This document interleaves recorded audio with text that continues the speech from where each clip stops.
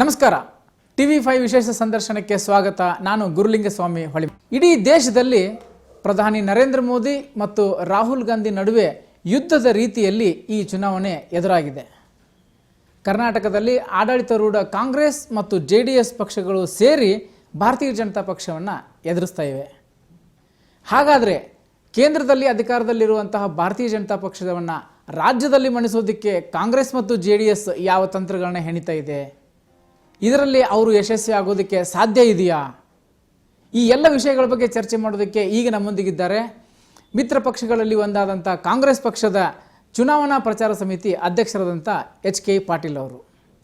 ಕರ್ನಾಟಕ ರಾಜ್ಯ ರಾಜಕಾರಣದ ಹಿರಿಯ ಮತ್ತು ಪ್ರಭಾವಿ ಮುಖಂಡರು ಹೌದು.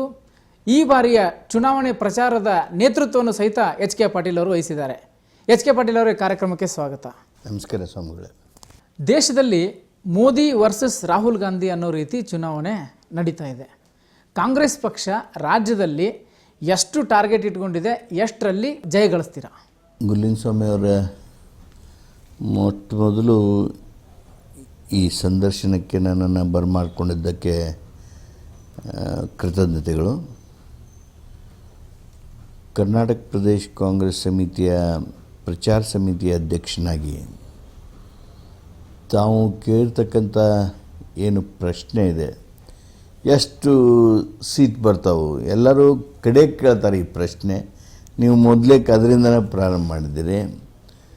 ನೋಡಿ, ಎರಡೂ ಪಕ್ಷಗಳು ನಾವು ಜಂಟಿಯಾಗಿ ಇವತ್ತು ಹೋರಾಟ ಮಾಡ್ತಾಯಿದ್ದೀವಿ. ನೀವು ಹೇಳಿದ ಹಾಗೆ ನಾವು ಇದನ್ನು ಯುದ್ಧೋಪಾದಿಯಲ್ಲಿ ಕೆಲಸ ಮಾಡ್ತಿರ್ಬೋದು, ಯುದ್ಧ ಅಂತ ತಿಳ್ಕೊಳ್ಳೋದಿಲ್ಲ. ಕಾಂಗ್ರೆಸ್ ಪಕ್ಷ ರಾಷ್ಟ್ರವನ್ನು ಆರೋಗ್ಯಕರವಾದಂಥ ಪ್ರಜಾಪ್ರಭುತ್ವವನ್ನಾಗಿ ಮಾಡಬೇಕು ಅನ್ನೋದು ಅದರದ್ದು ಮೂಲ ಉದ್ದೇಶ.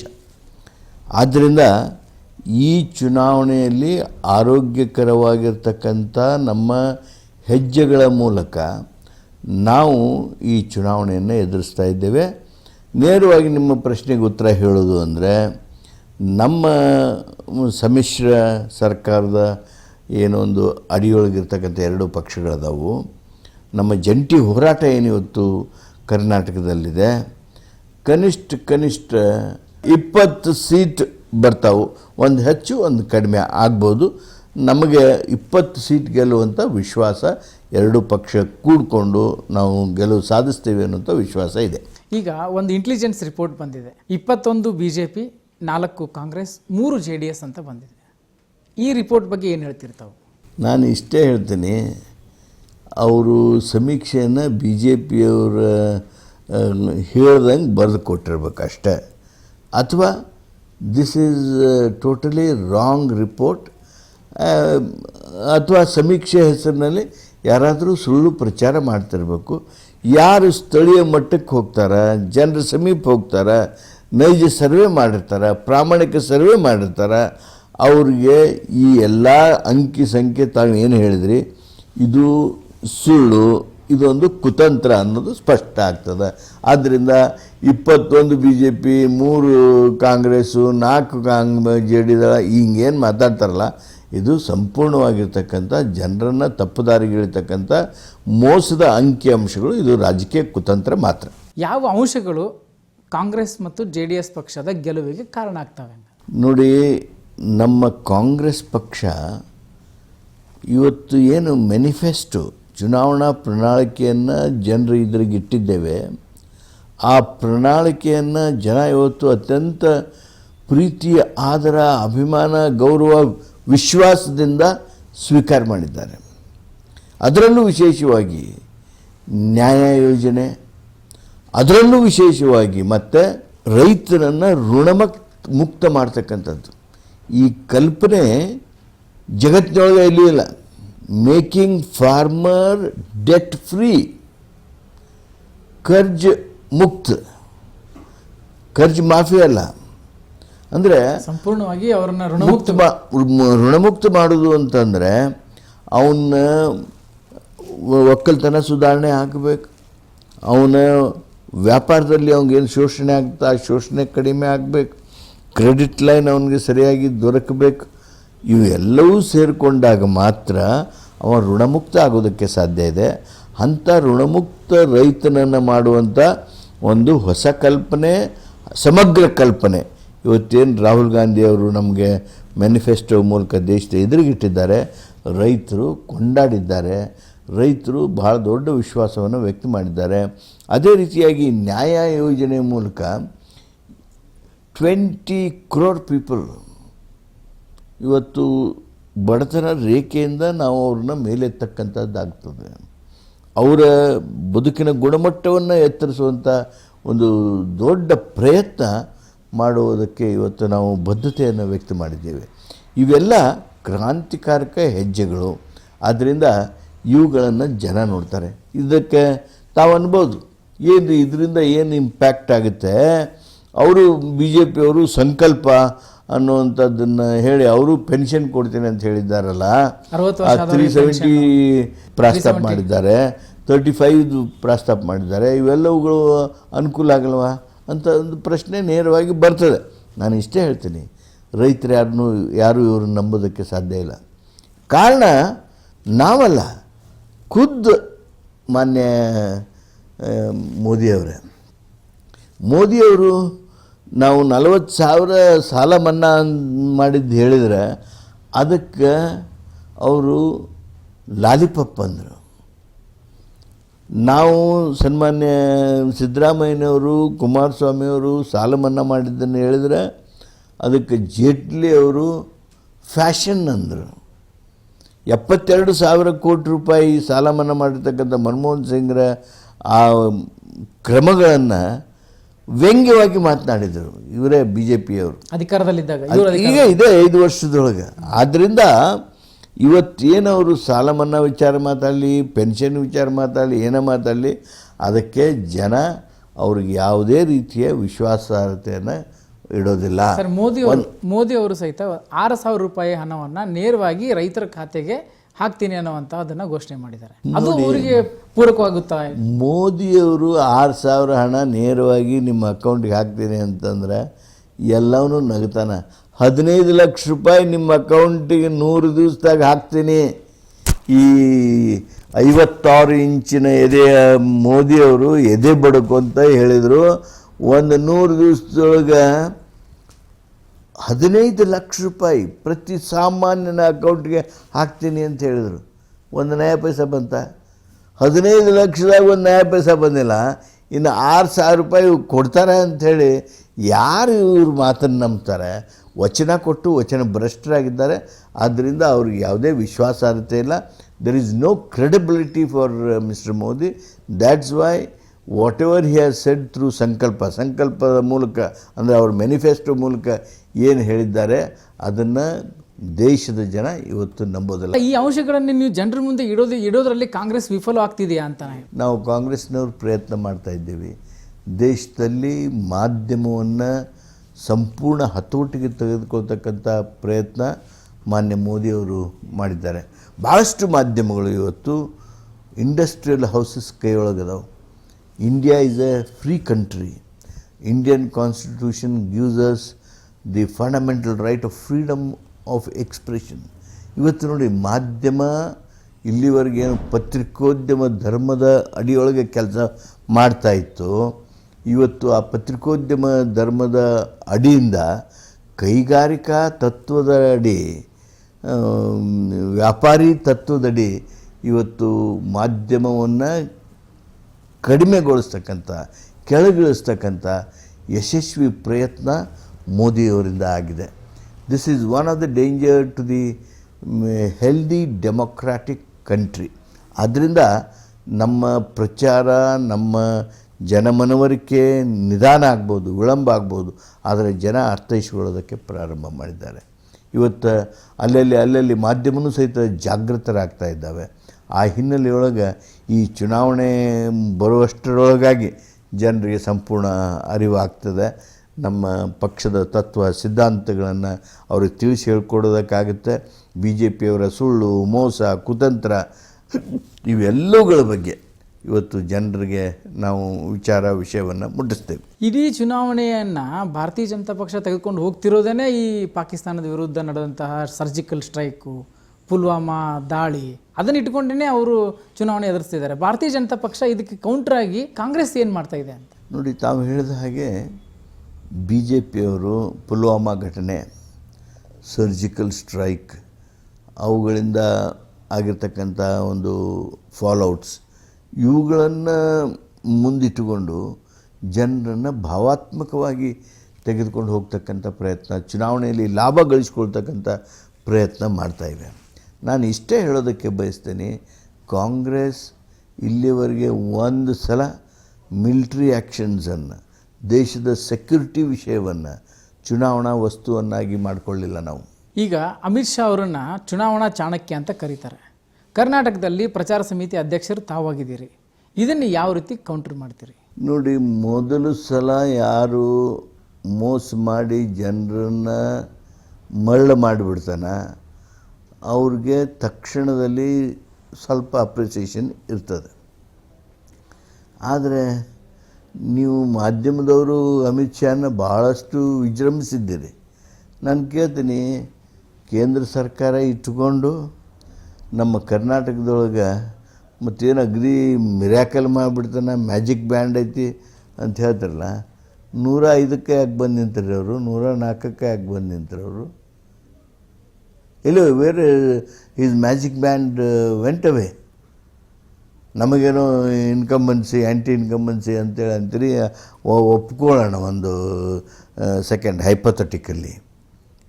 ಆದರೆ ಎಲ್ಲಿ ಹೋಯ್ತು ಅದು ಮ್ಯಾಜಿಕ್ ಬ್ಯಾಂಡ್?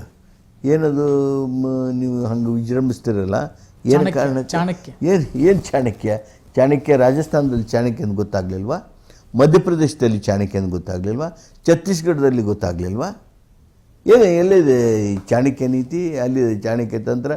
ಕುತಂತ್ರಗಳ ಮೂಲಕ ಒಮ್ಮೆ ಮೋಸ ಮಾಡಿ ಗೆದ್ದರು ಜನ. ಒಮ್ಮೆ ಏನೋ ಹೇಳಿದ್ದಕ್ಕೆ ಮೋಸ ಹೋಗ್ತಾರೆ.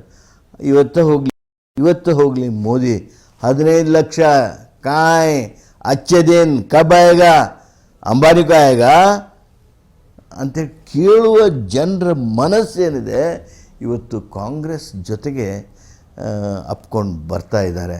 ಆದ್ದರಿಂದ ನೀವು ಯಾರಿಗೆ ಚಾಣಕ್ಯ ಅಂತೀರಿ, ಅದು ಚಾಣಕ್ಯ ನೀತಿ ಸರಿಯಾದ ದಾರಿಯೊಳಗಿಲ್ಲ. ಅವರು ಕುತಂತ್ರ ನೀತಿ ಏನಿದೆ ಅದು ಭಾಳ ದಿನ ಜನ ಅದನ್ನ ಒಪ್ಕೊಳ್ಳೋದಿಲ್ಲ, ಅದ್ರ ಬಗ್ಗೆ ವಿಶ್ವಾಸವನ್ನು ಇಡೋದಿಲ್ಲ.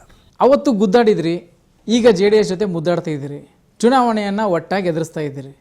ನಿಮಗೆ ವಿಶ್ವಾಸ ಇದೆಯಾ ಅಂಥ ಪಕ್ಷದ ಜೊತೆ ಕೈ ಜೋಡಿಸಿದ ನಂತರನೂ ಗೆಲುವು ಸಿಗುತ್ತೆ ಅನ್ನುವಂಥದ್ದು?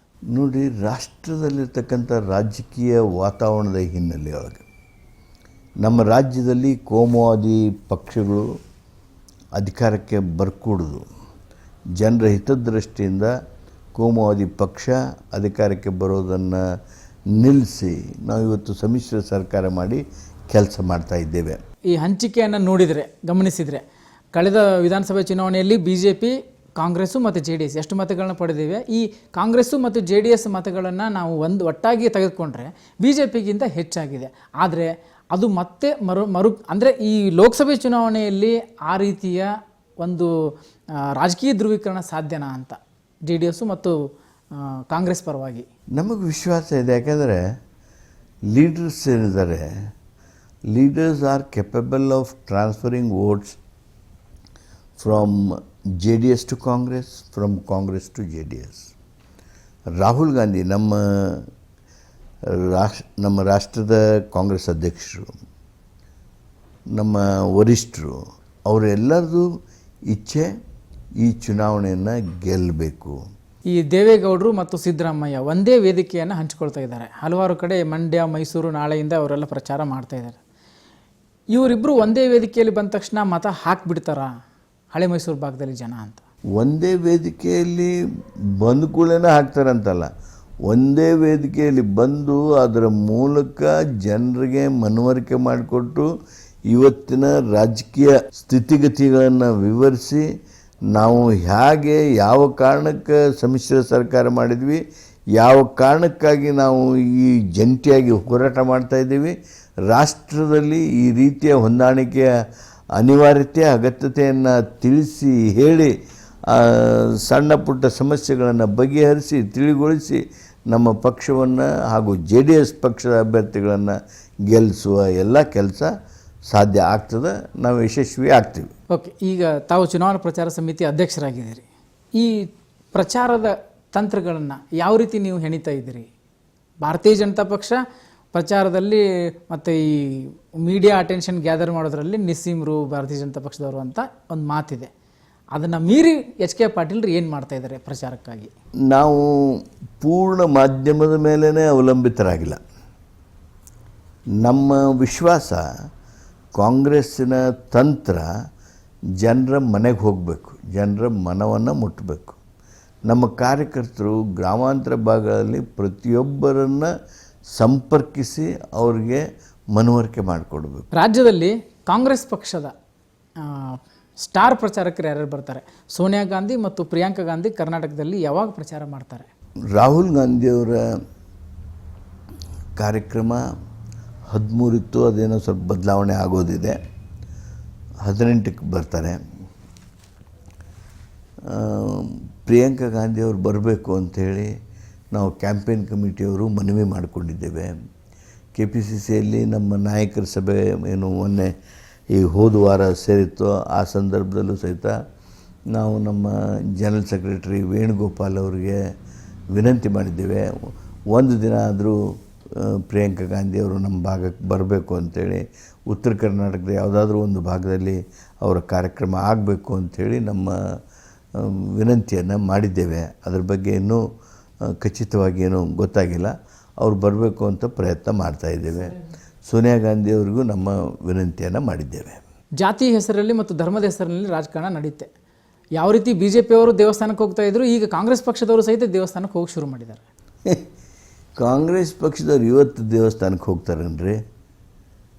ರಾಜಕಾರಣಕ್ಕೆ ಧರ್ಮ ಬಳಸ್ಕೊಳ್ಳೋರು BJP ಅವರು, ರಾಮನ ಹೆಸರಿನಲ್ಲಿ ರಾಜಕಾರಣ ಮಾಡೋರು ಅವರು. ರಾಮ ಒಬ್ಬನೇ, ಆದರೆ ಅವರು ಇಟ್ಟಿಗೆ ತೊಗೊಂಡು ಹೋಗಿ ಗುಡಿ ಕಟ್ಟಿ ರಾಮನ್ನ ನೆನೆಸ್ಕೋತ ಜನರ ಮನಸ್ಸು ಹೊಡಿಬೇಕು ಅಂತ ಅವರಂತಾರೆ. ನಾವು ಗಾಂಧೀಜಿ ಕಂಡ ರಾಮ ನಮ್ಮ ರಾಮ.